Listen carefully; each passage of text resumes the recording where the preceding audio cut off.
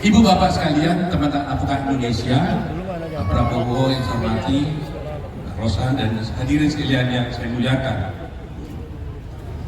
Advokat Indonesia yang tergabung dari Aliansi Advokat Indonesia, seperti yang saya katakan, seorang filosof Inggris mengatakan, adalah orang-orang yang berpikir yang selama ini tidak banyak berminat dan berniat untuk terjun di politik.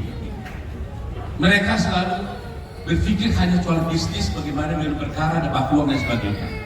Tapi hari ini kita melihat betapa teman-teman saya ini begitu cintanya kepada negara ini, begitu cintanya kepada Pak Prabowo. Sekarang ini mereka mau bersatu untuk berjuang untuk memperjuangkan Pak Prabowo Subianto menjadi Presiden Republik Indonesia. Setuju? Oleh karena itu, saya tidak panjang karena mungkin Pak Prabowo waktunya nggak banyak. Ada dua tugas utama bagi kita teman-teman semua di sini. Jika saya bicara sedikit panjang aja karena saya gunakan kesempatan ini sekaligus koordinasi di antara kita semuanya.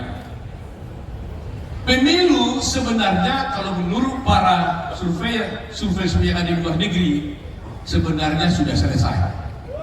Pak Prabowo sudah terpilih sebenarnya kalau jadi Presiden Indonesia berdasarkan survei yang ada ini.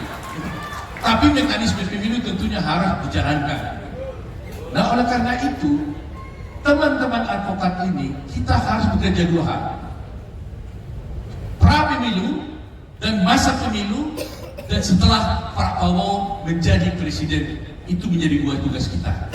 Pertama, sekarang ini banyak sekali narasi-narasi yang disampaikan oleh pihak-pihak tertentu untuk menjatuhkan nama baik Pak Prabowo karena mereka menganggap dan melihat bahwa Pak Prabowo Subianto dan Gibran akan terpilih menjadi presiden, sehingga mereka membuat suatu isu-isu pemilu curanglah, padahal pemilunya belum jalan. Pemilu belum berjalan sudah dikatakan curang. Itu artinya mereka mungkin merasa akan kalah sehingga membuat suatu situasi kalau nanti Pak Prabowo menang itu karena curang. Ini kita harus hati-hati, ya. Jadi kita para advokat harus siap nih, ya, siap, ya.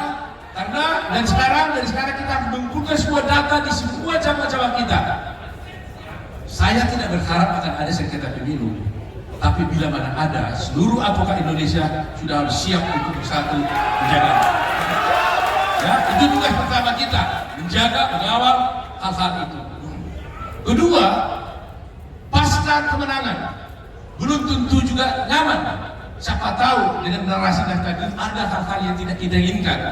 Saya minta kita semua tetap menjaga, mengawal baik sengketa hukum maupun sengketa lain, dan itu tugas kita bersama. Setuju tidak?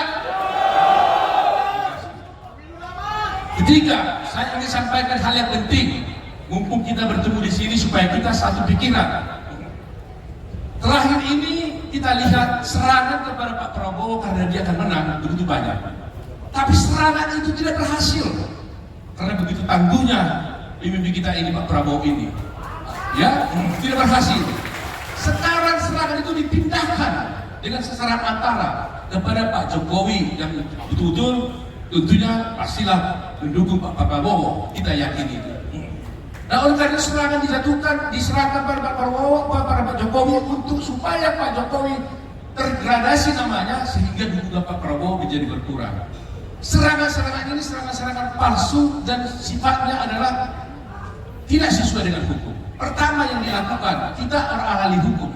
Kemarin itu ada isu tentang pemajulan presiden. Mereka bicara retorika tentang politik. Akhirnya saya katakan satu hal, tidak perlu banyak-banyak bicara politik. Saya bicara ketentuan hukum aja.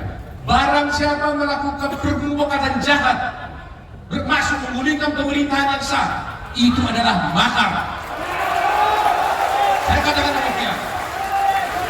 Dan mudah-mudahan setelah saya sampaikan itu di media massa, mulai mereka diam karena terancam mereka pidananya. Jadi kita harus tegas, kita tidak mau bicara macam-macam. Barang siapa melakukan pemajulan yang inkonstitusional, itu adalah makar. Ya, kita ahli hukum, tahu mainnya. Kedua, isu yang terakhir ini bergerak adalah tentang yang digoreng-goreng karena Presiden Jokowi mengatakan bahwa Presiden itu boleh berkampanye dan berpihak. Itu benar. Kita jangan masuk politik-politik. Kita bicara hukum. Berdasarkan pasal 281 Undang-Undang Pemilu ayat 1 mengatakan tegas bahwa memang Presiden itu boleh berkampanye. Kalau orang berkampanye berarti kan berpihak. Itu adalah sah menurut hukum. Ya, sah menurut hukum. Kita harus yakin itu. Jangan mau terpengaruh, terprovokasi. Kita bicara hukum. Undang-Undang Pemilu menyatakan seperti itu. Dan ini sudah ada tahun 2017 dan sudah dipraktekkan dalam Pemilu 2019. Kenapa sekarang diributkan? Ini kan sudah ada di sini dari dulu, ya kan? Jadi supaya kita satu paham, satu pemikiran bahwa Presiden bisa berkampanye dan bisa berpihak.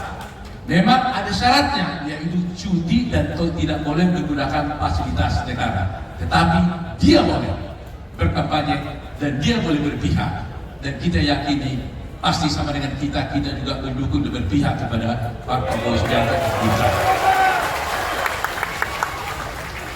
Ketiga yang terakhir, saya kebetulan diminta oleh Pak Jokowi sebagai kuasa hukumnya di dalam suatu perkara di pengadilan. Perkara mana menurut saya mereka tidak layak menjadi suatu perkara. Tetapi hati-hati, hari ini juga ada perkara di pengadilan Tun. Termasuk Pak Prabowo juga digugat, Ibu Iriana digugat, Kaisang digugat, Pak Bobi digugat, Gibran digugat, semua digugat. Kita kan ahli hukum. Kalau di Tun itu sudah jelas, yang jadi sengketanya adalah objek Tun, objek tata usaha negara. Tapi coba bayangkan Ibu Presiden bisa digugat di sana, apa urusannya? Apa urusannya? Itu objek Tun, nggak ada. Tapi ingat, ini adalah suatu taktik yang mereka gunakan, menggunakan panggung pengadilan menjadi panggung politik.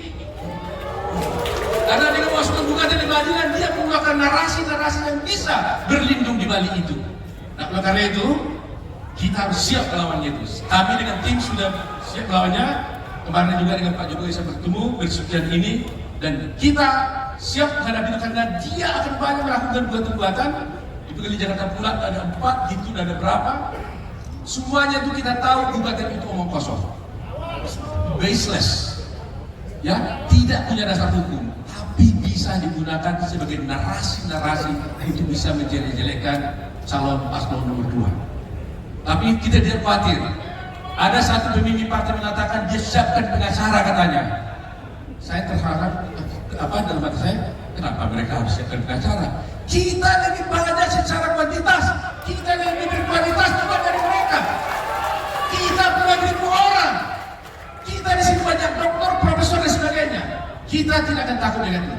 Tapi kita tetap harus cinta damai. Dan kita tidak perlu nantang-nantang. Kita ikuti seperti Pak Prabowo bilang, kalau dihina tenang saja, kalau dicaci maki mari joget saja, kata Pak Prabowo. Kita tidak perlu ribut-ribut, kita tenang saja, kita berdoa supaya Tuhan memberkati Pak Prabowo dan Gibran, supaya kita diberkati oleh Tuhan, dan kita yakini Pak Prabowo yang kita dukung, kita hormati, kita harapkan bisa menjadi Presiden Republik Indonesia. Itu teman-teman, setuju mendukungnya? Setuju?